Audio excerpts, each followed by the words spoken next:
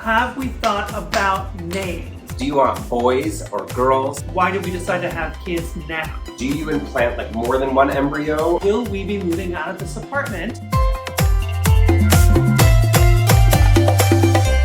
Hi everybody, we are so excited to be on this road to fatherhood, and we are back answering your questions. Back again. Thank you everybody for your support, and thank you to everybody who asked questions in the comments. That was very thoughtful of you. There's so much that we didn't know about this process. For sure. And these questions are all fair game. Yeah, so. we have learned a lot. So we're happy to be like taking you along and answering all of these questions because we didn't know a lot of things before we started this journey. Most of these things. Yeah. If not all of them. Yeah. If we get to the end of this video and we either didn't answer your question or a different question comes up, comment it below and maybe we'll do a part 2. Yeah.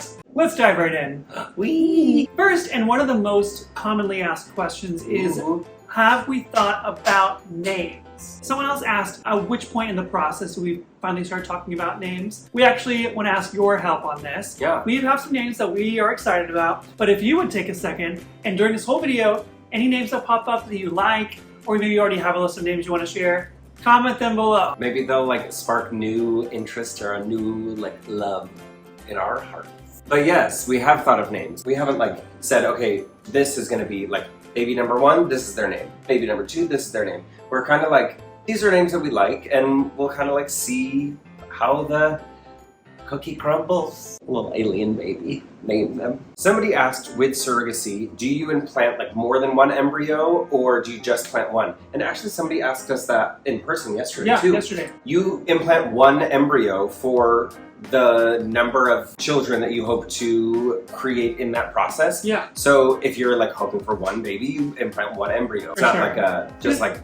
put however many in and fingers crossed that like one takes. The next question actually kind of piggybacks on that one. And every time I say that, I think of Melissa McCarthy and Bridesmaids being like, okay, snowballing from there, Fight Club. The next question is about how do we select the embryo that we are going to transfer from our 11 embryos? If you didn't know we had 11 embryos, it means you need to go back and watch part 1 and part 2 because we take you through everything to that point. We actually meet with a doctor prior to the embryo transfer, and we talk through, you know, which embryo is strongest for whatever reason, and we can say if we want a boy or girl. You actually, to our understanding, you actually have to choose ahead of time. Someone asked last night, when are you going to find out if it's going to be a boy or girl? And we said, well, actually, you have to decide that ahead of time. There might be some world in which you can like ask for like the doctor to choose, but to our understanding, we have to have that decided, you know, ahead of time. The next question is, what was the deciding factor of the two of us wanting kids? You want to answer that? I mean, even before we were together, I wanted kids, and I know you have talked about you wanted kids, so I feel like it was not that it wasn't a conversation, because we obviously talked about like, would we want to have kids together, but I feel like both of us came into the relationship wanting kids, and so pretty early on we talked about expanding our family, and obviously we've been together for 13 years, and we've had time to talk. Correct. So yeah, it's been a long time, a long journey, but I feel like we've always known that we've wanted to raise kids together. Yeah, I mean, come on, it's gonna be a great dad. Ooh. And I think the next question. Great. What? Good, great. I said you were going to be a good dad. You said I was going to be a great dad. Okay, you'll be a great dad, and I will be too. Yeah. Another person actually asked a follow-up question to that. That was about why did we decide to have kids now? And someone asked if you leaving Moulin Rouge was a part of this. It was part of this process. Okay. One question at a time. Okay. So why now? Why now? Why this sperm? Hey, literally though. I mean.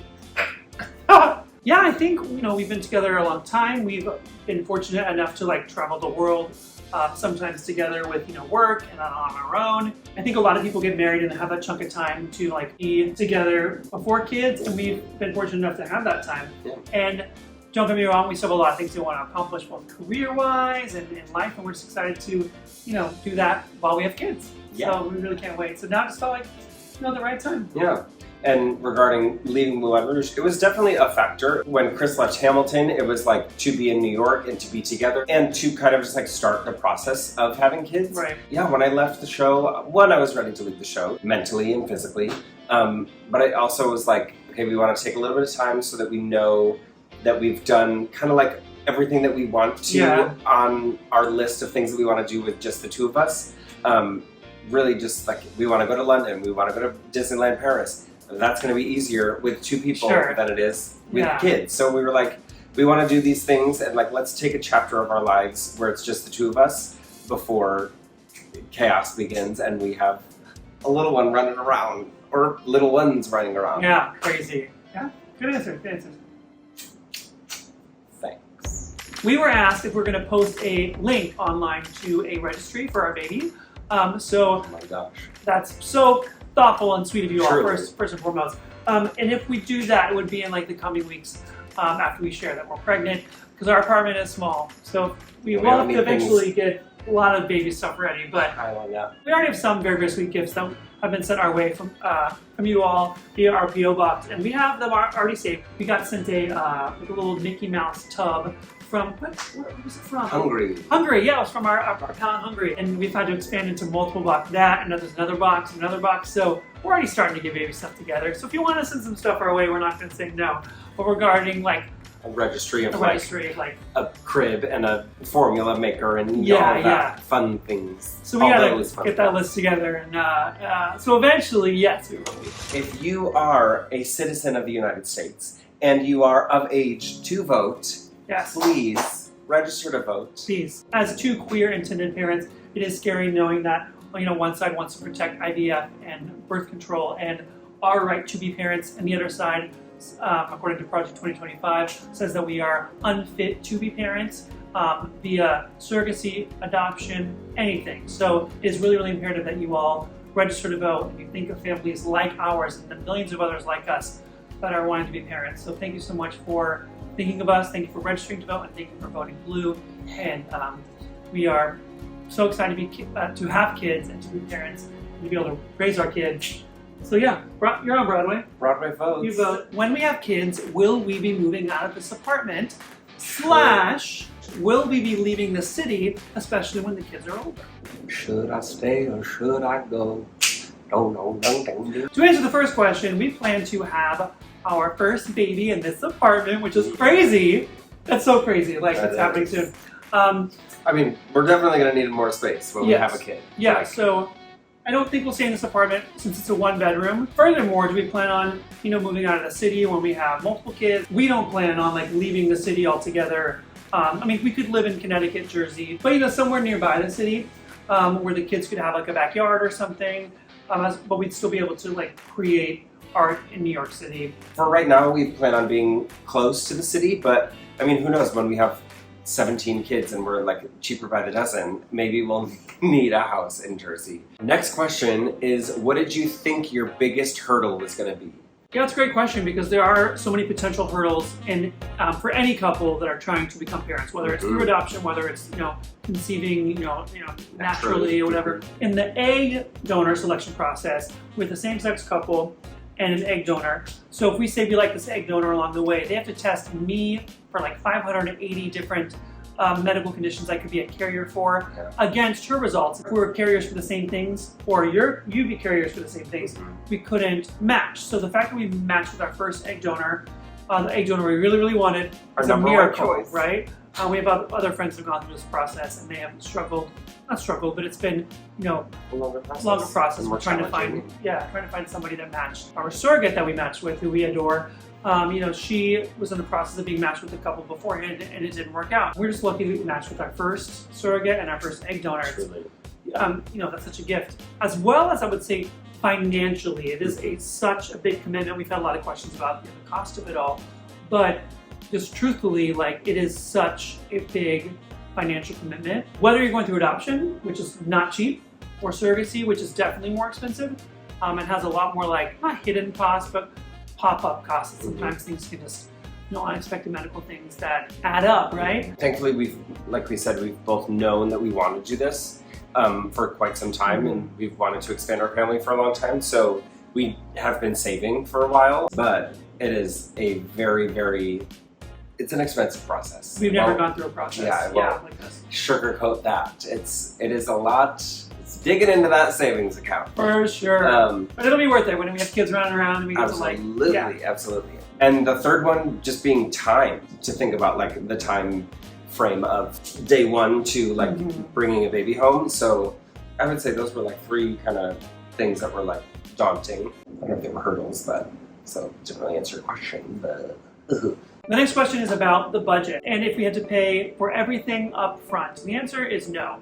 There are certain checkpoints along the way. For our process, we could have done the whole egg donor, egg retrieval, embryo process at once and then paused there for years. Someone actually asked how long the frozen embryos stay healthy. There's no kind of expiration date for the embryos. So they're now they're cryogenically frozen and they are... Han Solo in that Star Wars movie where he's in the ice block.